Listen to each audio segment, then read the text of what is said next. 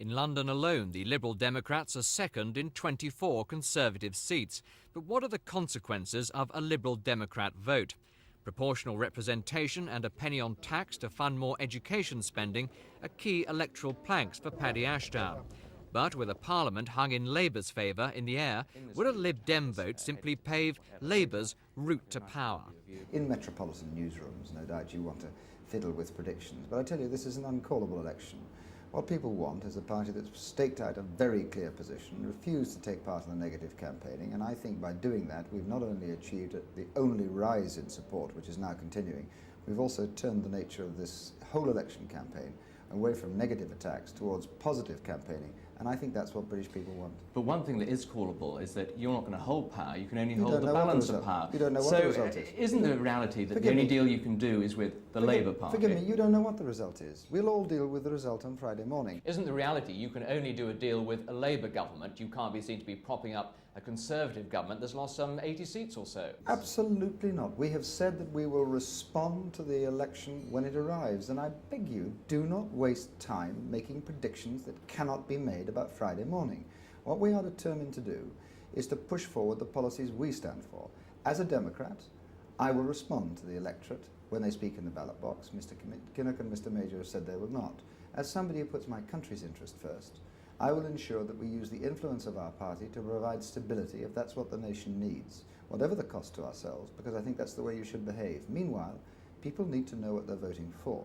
And what they're voting for the Liberal Democrats is the only party that's made and staked a clear commitment to invest in education, the only party that's mapped out a clear and powerful propositions for the recovery of this economy and getting people back to work. And when they go to vote, that's what they're voting for. But don't they also need to know what sort of deal they're voting for? I mean, where do you stand on PR now? I don't understand how it is reasonable to ask me a question that I've answered about 70 times in this election campaign. You know perfectly well that you cannot have a relationship between two parties unless proportional representation is the foundation upon which that is founded. Is that legislation? You know very well that we have said that we require legislation in the Queen's speech for proportional representation. And that's not negotiable.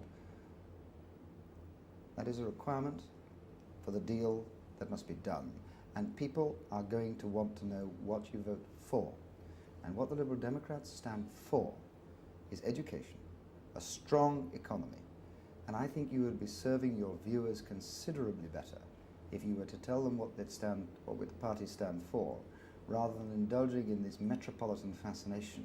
Let's turn to education. Is that the top of what you want? £1 billion on education? I repeat to you what we said before. It isn't £1 billion, it's £2 billion. And it's come from putting a penny on income tax. And it is the #1 spending priority that Liberal Democrats believe should be in the next government. Now that's what people are responding to. And you know, throughout this campaign, I know it's fascinating to you, but throughout this campaign, apart from people like yourself, I've never been asked about a hung parliament. I've been asked, what do you stand for? And we've told them that. And we've put forward the positive proposals. And right at the centre of it is that requirement to invest in education. And that's what people are voting for. You may be fascinated by hung parliaments, but out there they're not. Real voters want to know what the Liberal Democrats will do. They want to be certain that we're going to get this economy back to work, and we are. They want to be certain that we're going to map out a clear position in Europe, and we are. They want to be certain that we mean it when we say we'll invest in education, and we are. That's what they want to know, and that's why our vote's gone up. What about tactical voting? You might benefit from that yourself. Is that something you're urging people to do? I'm strongly in favour of tactical voting, provided people know what the tactic is. The tactic is to vote Liberal Democrat.